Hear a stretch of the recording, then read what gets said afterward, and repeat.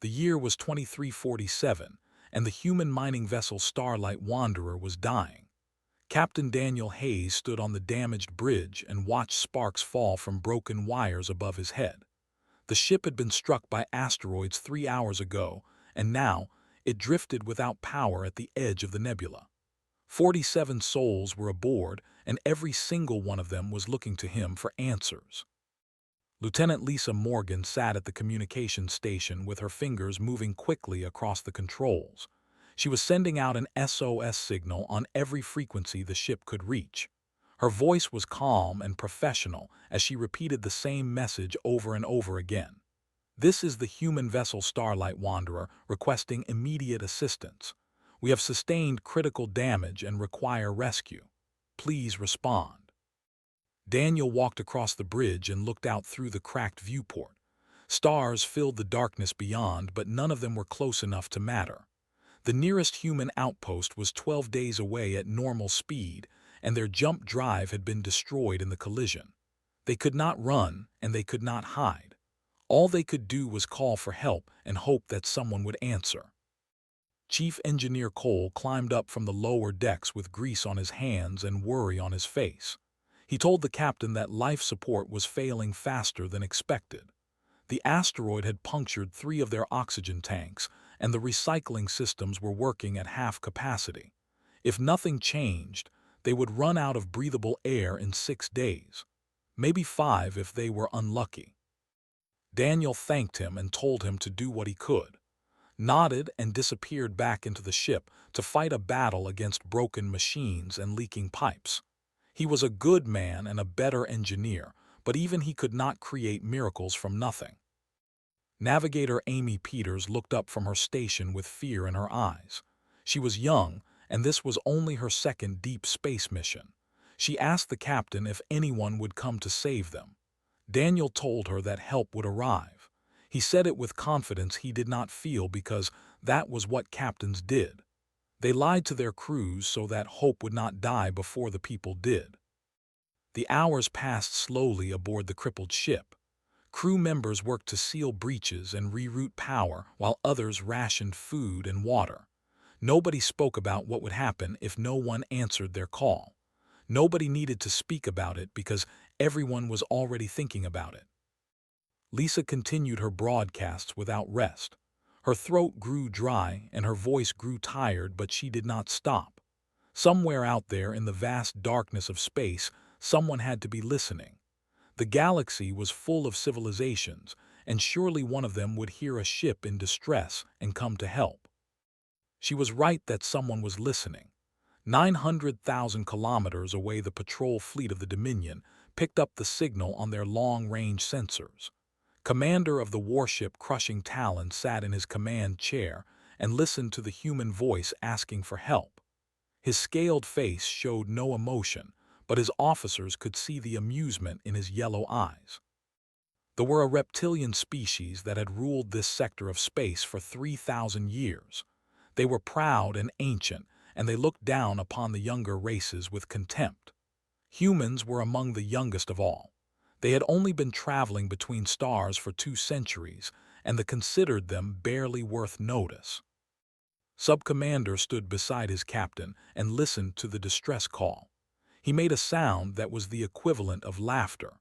He told that the soft little mammals were crying for help like newborn hatchlings fallen from the nest. He suggested they ignore the signal and continue their patrol, but had a different idea. He had dealt with humans before during diplomatic functions and trade negotiations. He remembered how they smiled and spoke politely and pretended to be equals with species far older and more powerful than themselves. The memory irritated him like a stone caught beneath his scales. He ordered his fleet to change course toward the human vessel. 6 warships turned as one and began moving through the void. They were not going to rescue the stranded miners. They were going to teach them a lesson about their place in the galaxy. The Galactic Council had classified Earth as a temperate paradise world. Their scientists had studied the blue planet with its mild climate and abundant water, and decided that its inhabitants must be soft and weak. After all, nothing truly dangerous could evolve on a world so comfortable and gentle. The humans had never corrected this assumption. They had simply smiled and nodded and let the galaxy believe whatever it wanted to believe. On the Starlight Wanderer, the crew detected the approaching ships and felt hope rise in their chests. Lisa reported that 6 vessels were coming toward them at high speed. She could not identify the species from their energy signatures, but it did not matter. Someone had heard their call and someone was coming. Daniel allowed himself a small smile. Perhaps luck was on their side after all. He ordered his crew to prepare for rescue operations and told them to gather their personal belongings. Soon, they would be off this broken ship and on their way home. Amy wiped tears from her eyes and thanked whatever gods were listening. Emerged from engineering with a grin on his face and oil on his uniform. Even the most pessimistic members of the crew began to relax as the alien ships grew closer on their sensors. None of them knew what was actually coming. None of them understood that the 6 ships approaching were not bringing salvation but humiliation. None of them could have guessed that within the hour they would hear their species mocked and insulted while they slowly suffocated in the cold darkness of space. Lisa opened a channel to the approaching fleet and sent a message of gratitude. She thanked them for responding and provided details about their situation. She explained how many crew members were aboard and how much time they had before life support failed completely. The response she received was not what she expected. The face that appeared on her screen was not friendly or concerned. It was reptilian and cold and twisted, with an expression that needed no translation. Commander looked at the human female on his and felt nothing but contempt. He was about to enjoy himself very much. The bridge of the Starlight Wanderer fell silent as Commander appeared on the main. Captain Daniel Hayes stepped forward with his hand raised in greeting and words of thanks already forming on his lips. But before he could speak, the commander began to laugh. It was not a pleasant sound. It was harsh and cold, and it echoed through the damaged bridge like the hissing of a snake. Behind his officers joined in the laughter until the entire bridge crew of the crushing Talon was mocking the stranded humans. Daniel lowered his hand slowly. He felt something cold settle in his stomach as he realized that these ships had not come to help. The hope that had filled his crew moments ago began to drain away like water through cracked glass. Spoke through the universal translator, and his words cut deeper than any weapon. He called the humans pathetic creatures who could not even survive a minor accident without crying for assistance. He said that their species was the weakest in the entire galaxy, and that they had no business traveling among the stars. Lisa Morgan kept the communications channel open and her recording systems active. Her face showed no emotion, but her hands trembled slightly on the console. She had never experienced such cruelty from any species before. The commander continued his speech with obvious enjoyment. He described humanity as soft pink worms crawling through space in their fragile little ships.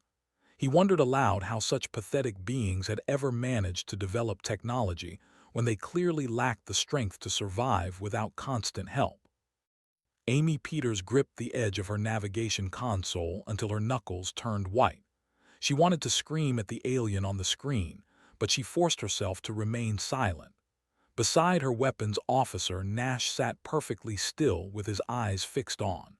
His expression was calm, but something dangerous had begun to burn behind his gaze. Daniel tried to speak reason to the commander. He reminded him that galactic law required all vessels to assist ships in distress. He explained that 47 innocent people would die if help did not come. He appealed to basic decency and common morality. Responded with more laughter. He told the human captain that such laws existed to protect civilized species and not children playing with technology they barely understood. He said that the Dominion had no interest in rescuing vermin from the consequences of their own incompetence. Sub-Commander appeared beside his captain on the screen. He suggested that the humans should pray to whatever primitive gods they believed in. He said that perhaps their invisible sky fathers would send miracles to save them, since no rational species would bother. The mockery continued for what felt like hours, but was actually only minutes. The officers took turns insulting humanity and its accomplishments.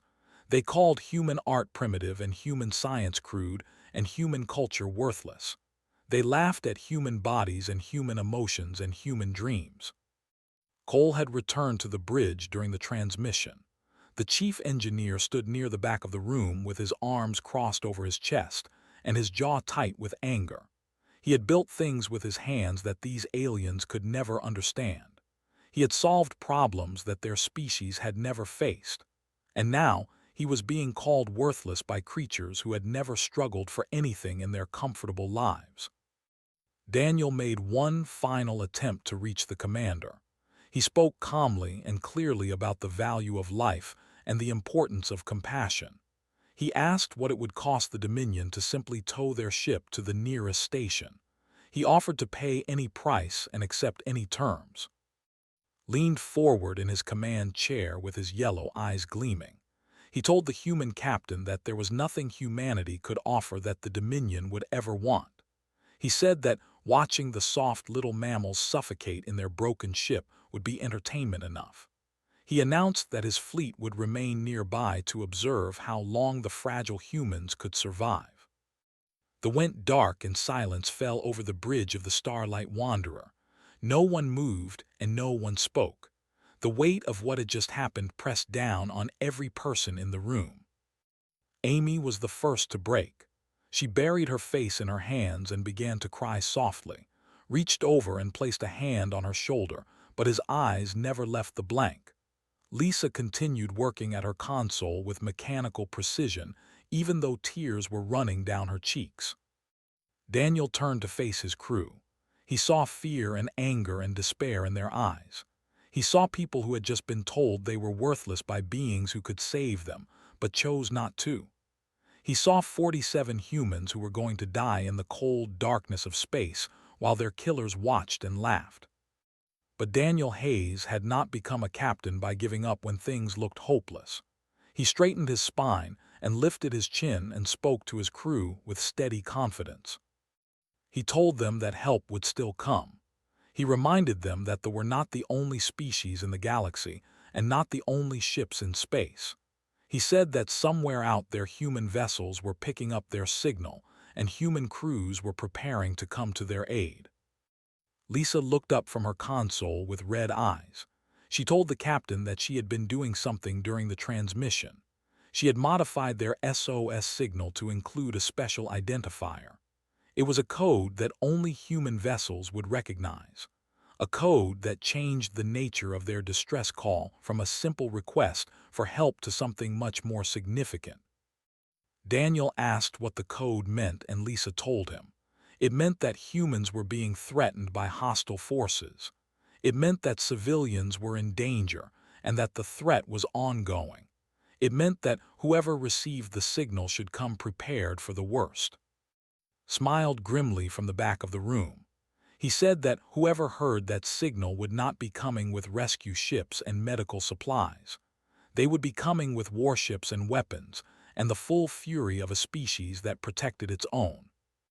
The fleet took up positions around the Starlight Wanderer like predators circling wounded prey. Commander settled back in his chair and prepared to enjoy the show. He had no idea that his mockery had just sealed his fate. Out in the darkness of space, the modified SOS signal traveled at the speed of light. It passed through nebulae and around stars and across the vast empty distances between worlds.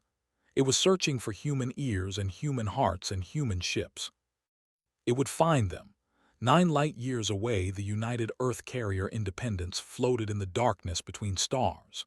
She was the largest warship humanity had ever built, and she carried enough firepower to crack a small moon in half. Her crew numbered 3,000, and every single one of them had volunteered for service in the deep black. Admiral Christopher Grant sat in his command center reviewing patrol reports when the signal arrived. He was 63 years old with gray hair and weathered skin and eyes that had seen more battles than most people could imagine. He had been born in Montana on Earth, where the winters could freeze a man solid and the summers could burn forests to ash. He knew what it meant to survive. The communications officer brought him the recording with a troubled expression.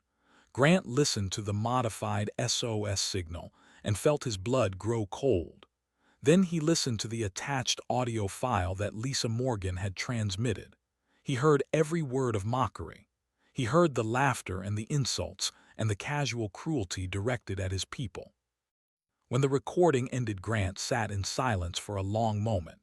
His officers watched him carefully because they had learned to read his moods over years of service. They saw no anger on his face and no fear. They saw something far more dangerous. They saw cold determination. The admiral turned to his flag captain, Kate. She was a tall woman with dark hair and sharp features, and a family history that stretched back to a time when her ancestors had survived famines that killed millions. She met his eyes without flinching and waited for orders. Grant spoke a single sentence: "Assemble the fleet."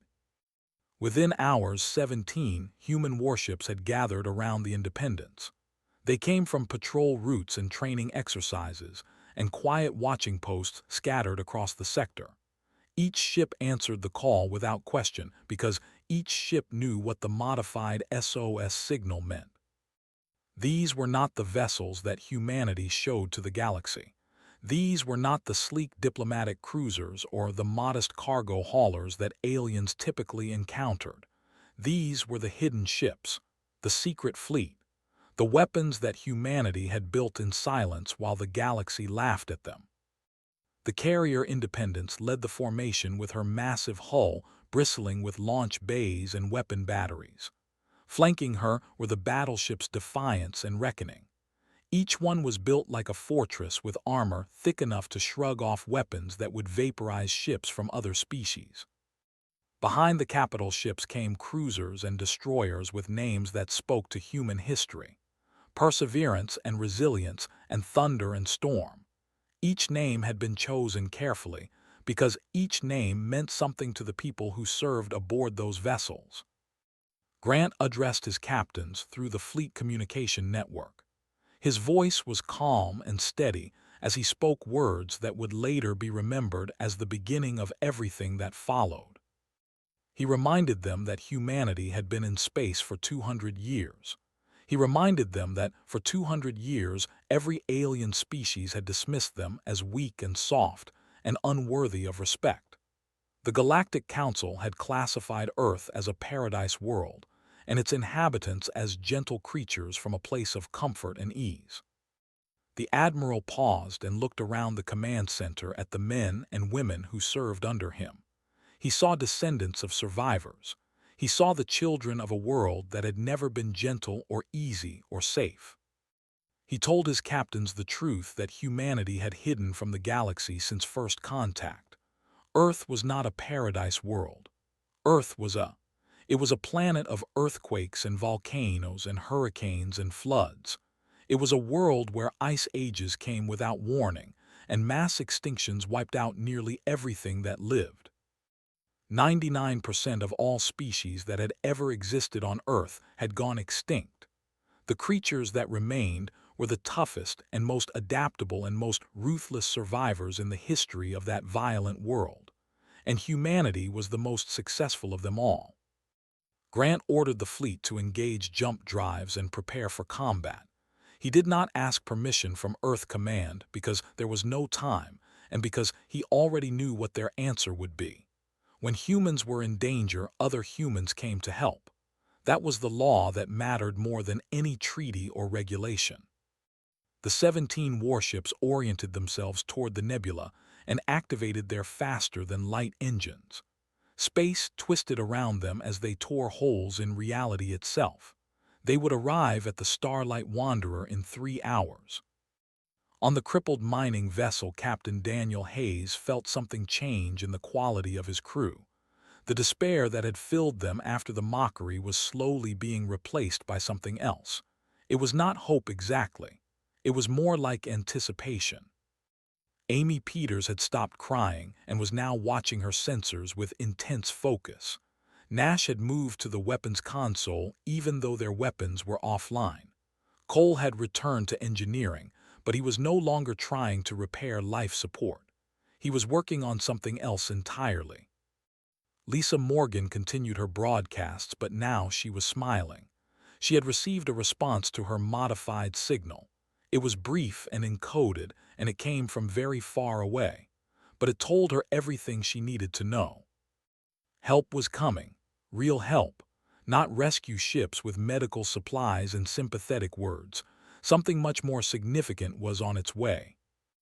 Daniel did not tell his crew what was coming because he did not want to give them false hope, but he allowed himself to feel something he had not felt since the asteroid struck. He felt pride in his species and confidence in his people. They had mocked humanity because they believed humans were weak. They had laughed at dying civilians because they thought there would be no consequences. They had revealed their cruelty to the universe because they assumed no one would ever hold them accountable. They were about to learn how wrong they were. In the darkness of Space 17, human warships raced toward the nebula.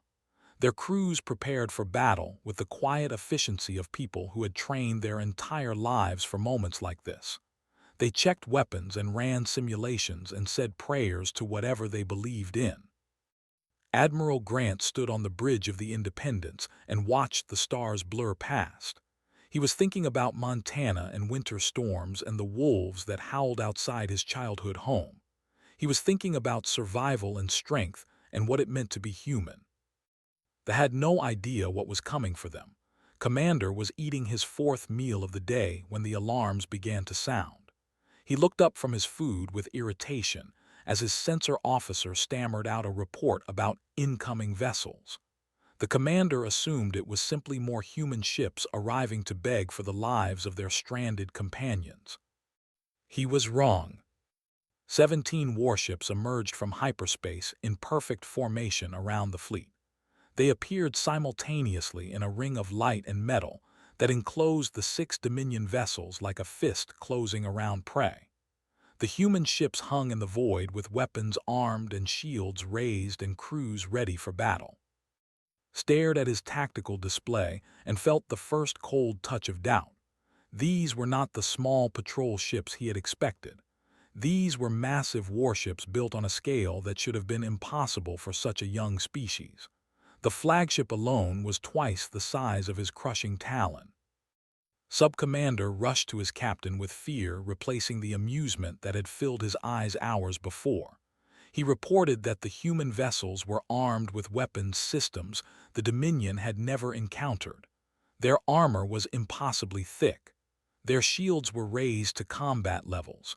Everything about them spoke of war. The flickered and a human face appeared. Admiral Christopher Grant looked at the commander with an expression of absolute calm. There was no anger in his eyes and no fear. There was only cold assessment like a predator studying its next meal.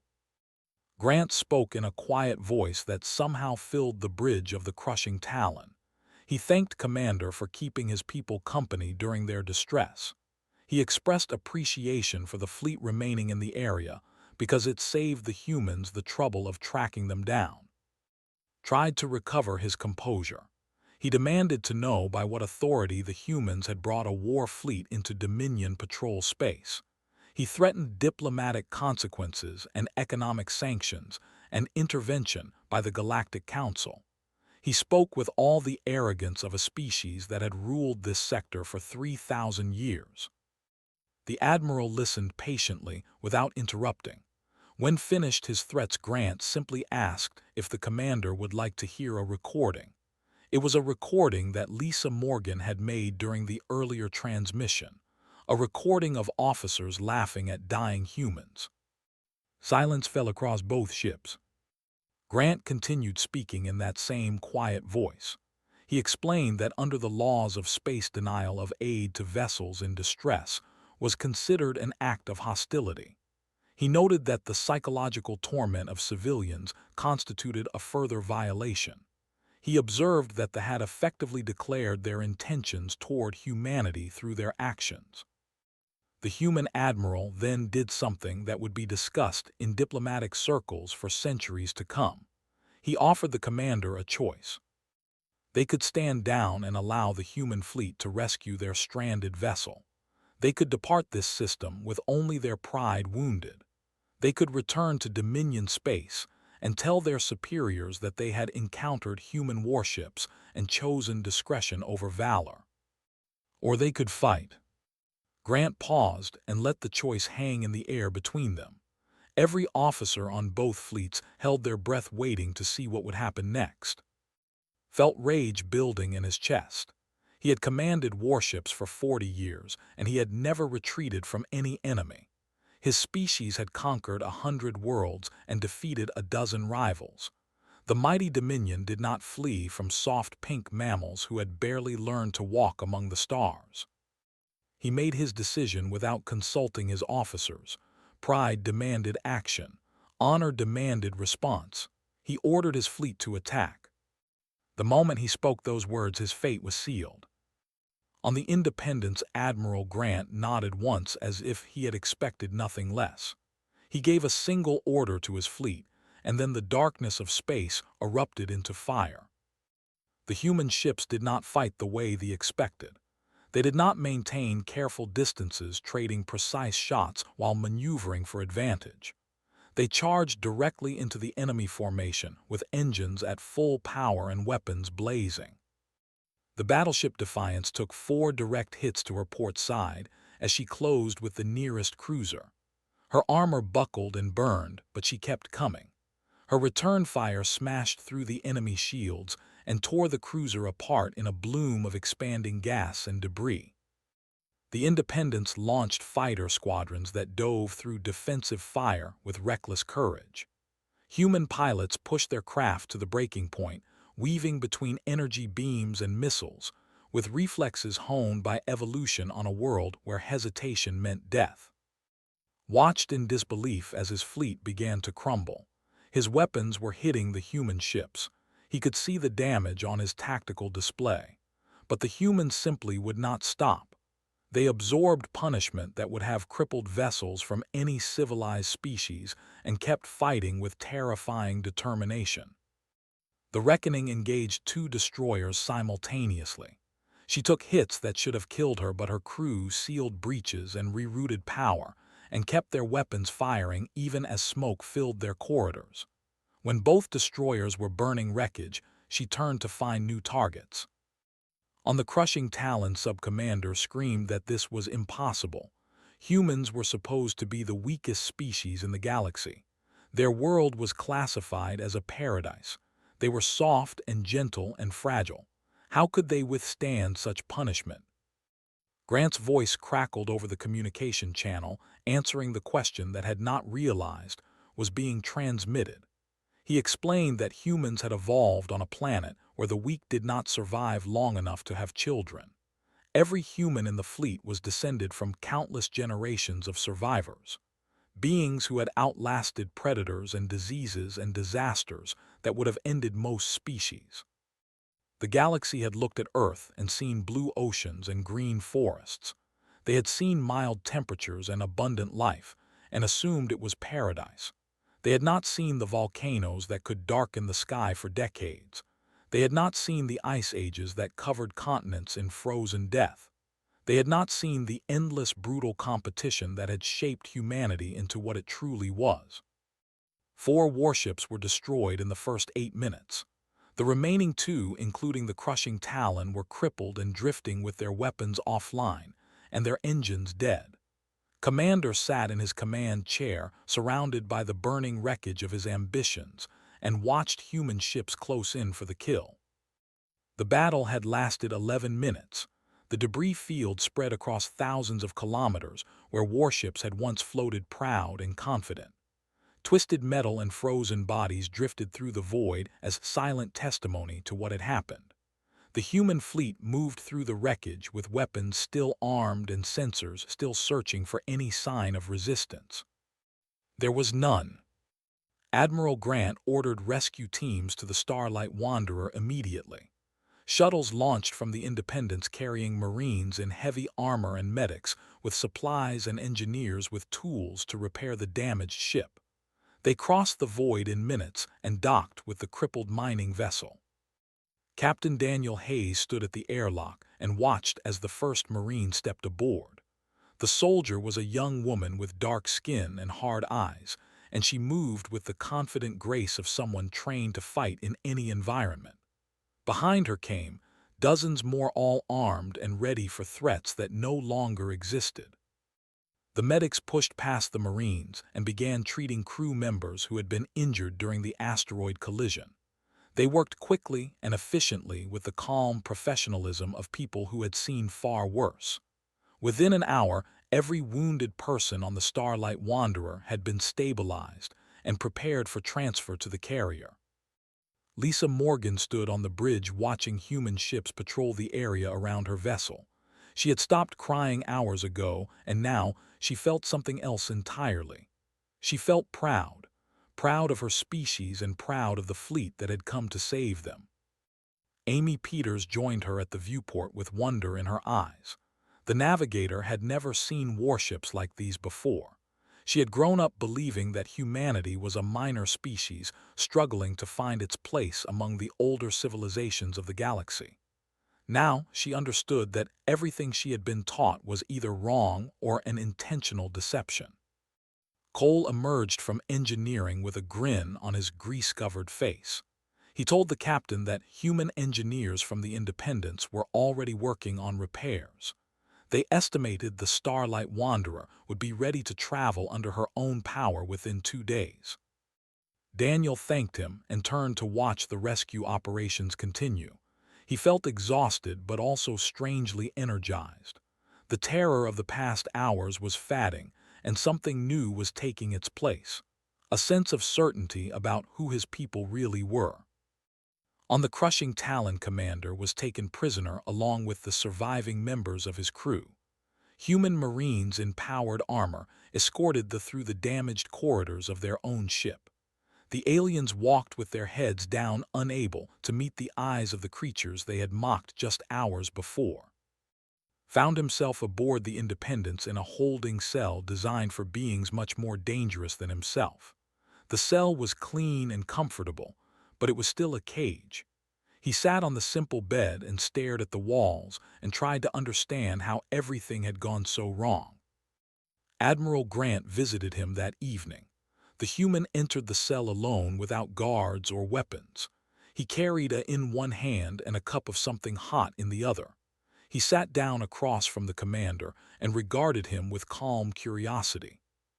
Grant showed him It contained the response from the Galactic Council, which had already received reports of the battle.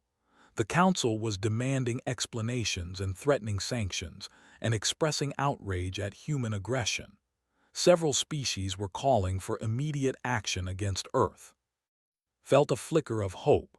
Perhaps the humans would face consequences for their actions. Perhaps the galaxy would punish them for destroying a Dominion patrol fleet. Grant seemed to read his thoughts. The Admiral smiled slightly and set them aside. He told that the Council could threaten whatever it liked. Humanity had spent 30 years allowing the galaxy to underestimate them. They had accepted the Paradise World classification. They had smiled politely at condescension. They had built their secret fleets in hidden shipyards far from alien eyes. They had been waiting for exactly this moment. They had provided the justification humanity needed. Their cruelty toward a civilian vessel had been recorded and transmitted across the galaxy. Every species would soon hear the laughter and the mockery. Every species would see what the mighty Dominion did to helpless miners begging for aid. And then every species would see what humanity did in response. Grant leaned forward and spoke words that would eventually spread to every corner of known space. He told that Earth was not a paradise world. It had never been a paradise world. It was a planet of constant danger where survival was never guaranteed. Humans had evolved in a place of earthquakes that swallowed cities and volcanoes that buried continents. They had survived ice ages that lasted tens of thousands of years. They had fought predators with claws and teeth and venom. They had endured plagues that killed half their population and wars that killed even more. The weak among humanity had died. The strong had survived and had children who were stronger still. Generation after generation of brutal selection had produced a species that simply did not know how to give up. Grant stood and walked to the cell door. Before leaving, he offered one final observation to the defeated commander. The next time any species considered mocking a human distress signal, they might want to remember what happened to the who tried. In the medical bay of the Independence, Captain Daniel Hayes sat beside Lisa Morgan as doctors treated her minor injuries. Through the viewport, they could see the debris field where enemy ships had once floated. Beyond that, they could see human warships standing guard like wolves protecting their pack. Amy Peters joined them after completing her transfer from the Starlight Wanderer. She stood at the viewport and watched the fleet with new understanding in her eyes. She had been afraid when she thought humanity was weak. Now she knew the truth, and she would never be afraid again. Word of the battle spread across the galaxy in the following days. Species that had dismissed humanity as insignificant began to reconsider. Diplomats who had treated human representatives with contempt suddenly became more respectful. Trade negotiations that had stalled for years suddenly moved forward. The Galactic Council demanded explanations, but received only the recording of mockery in response. Faced with evidence of clear wrongdoing by a member species, the Council found itself unable to condemn the humans who had responded. Earth was reclassified from Paradise World 2. The change appeared in official records across thousands of systems. Scientists began reviewing their assumptions about humanity and finding that nearly everything they believed was wrong. The Starlight Wanderer returned to service after repairs were completed. Her crew told their story to anyone who would listen. They described the terror of being stranded and the cruelty of being mocked and the overwhelming relief of being saved. They also described the battle, the way human ships had charged into enemy fire without hesitation, the way human crews had fought through damage that should have destroyed them, the way 17 warships had shattered a Dominion patrol fleet in 11 minutes. Admiral Grant returned to his duties patrolling the borders of human space. He did not give interviews or make speeches or accept the medals that politicians tried to give him. He simply continued doing what he had always done, protecting his people from a galaxy that had finally learned to take them seriously. On Earth, people looked up at the stars with new pride. They had always known they were survivors. Now the rest of the universe knew it too. The Dominion never again sent ships near human vessels. The mockery that Commander had enjoyed so much became a source of shame for his entire species. His name became a warning passed down through generations of officers. Never underestimate the humans. Never assume they are weak. Never mock their distress signals. Because they come from and they protect their own.